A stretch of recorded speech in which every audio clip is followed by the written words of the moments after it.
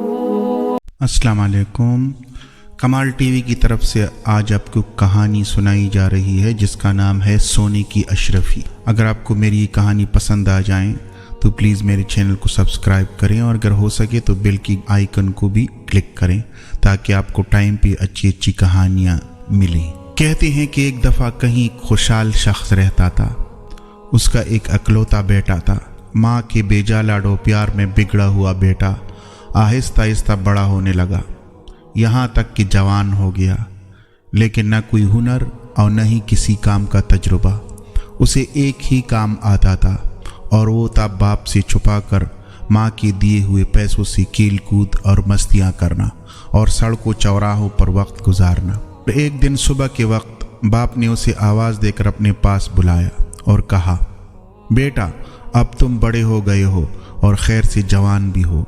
आज से अपनी ज़ात पर भरोसा करना सीखो, अपने पसीने को बहाकर कमाई करो और ज़िंदगी गुजारने का ढंग सीखो। बेटे को बाप की ये बात कुछ नागवार सी गुजरी। तकरीबन इख्तिजाज भरे अंदाज में उसने अपने बाप से कहा, मुझे तो कोई काम नहीं करना आता। बाप ने कहा, कोई बात नहीं, आप सीख लो।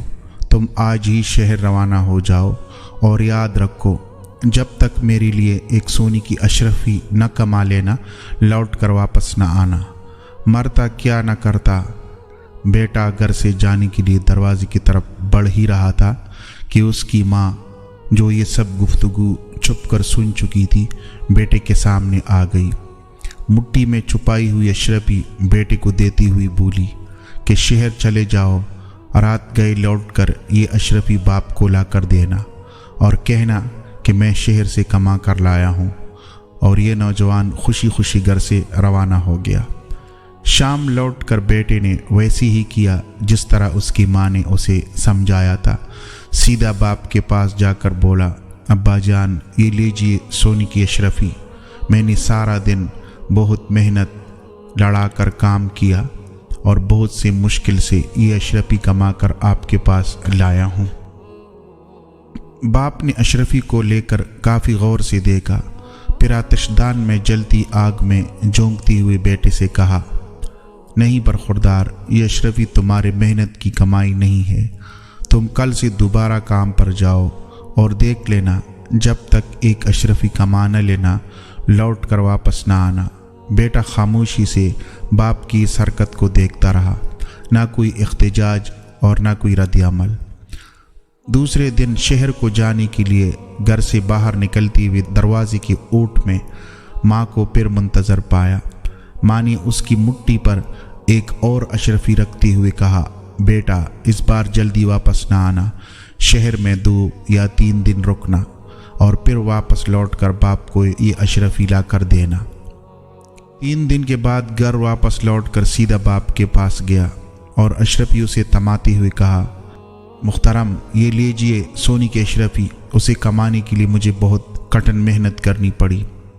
बाप ने फिर अशरफी लेकर उसे काफ़ी गौर से देखा और दोबारा ये कहते हुए आग में फेंकती कि बेटा ये वो अशरफी नहीं है जो मैं चाहता हूँ। आप दोबारा शहर जाओ और तब तक न लौटना जब तक अशरफी न कमा लेना। कल तुम फिर से काम के लिए जाओ।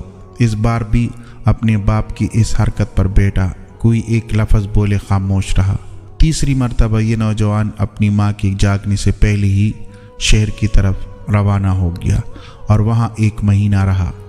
और इस बार 1 महीने के बाद हकीकी मानों में मेहनत व मुशक्क़त से कमाकर अशरफी को निहायत हिफाजत से मुट्ठी में दबाए मुस्कुराती हुए अपने बाप के पास हाजिर हुआ।